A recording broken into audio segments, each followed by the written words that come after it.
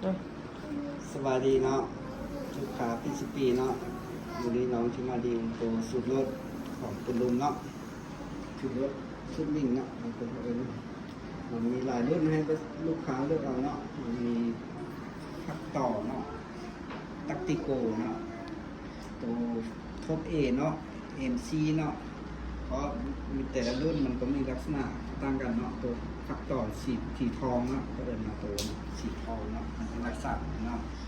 กับมีตัวสีดำเนาะมีท้ายกับที่มือไม้เนาะคือตัวตักติโกกันเนาะตามแต่ตัวท้ายตักติโกมันหยับง่ายเนาะการต้องการของเราเนาะหยับลงมาหยับเข้าไปในเนาะพับได้เนาะทางตักติโก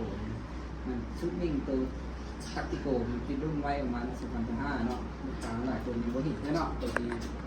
มันเป็นตัวปรับความแพงกันอยู่นอกกันเนาะถ้าซื้อรถตัวเก่ามันก็อยู่ข้างในเนาะตัวบางกันเนาะซื้อรถตัวนี้ข้างในเนาะถ้าตีนจับกล้องเราก็ตีน22เนาะถ้าตัวเก่าเราตีน11มิลเนาะก็เป็นลักษณะแบบนี้นะ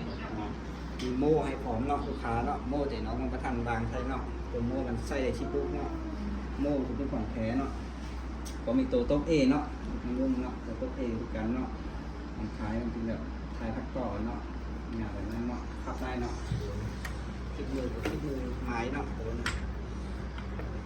ถ้าใครสนใจรุ่นไหนก็ใครเข้ามาเนาะเนาะมีตัว MC เนาะตัวนี้ MC เนาะตัวพักต่อสีดำนั่นนะตัวนี้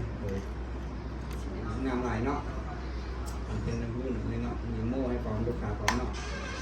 ตัว MC นี่เนาะ MC นี่ก็มันเป็นนักสาวนี่เนาะงานหลายเนาะ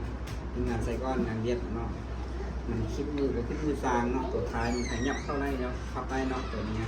มันมีวาล์วจะปั่นพร้อมเนาะลูกค้าเนาะตัวนี้ราคาอยู่ที่ต้นขายเดี๋ยวนี้ก็3,800,000เนาะตัวนี้โดยลูกค้าหลายคนจะถามมาเนาะราคาเท่าไหร่เนาะ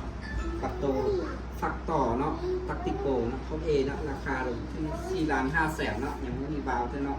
ลูกค้าเข้าใจดีเนาะมีโม่แถมให้อันนึงเนาะพร้อมกับสูตรมันเนาะก็ลูกค้าสนใจรุ่นไหนก็เข้ามาเนาะ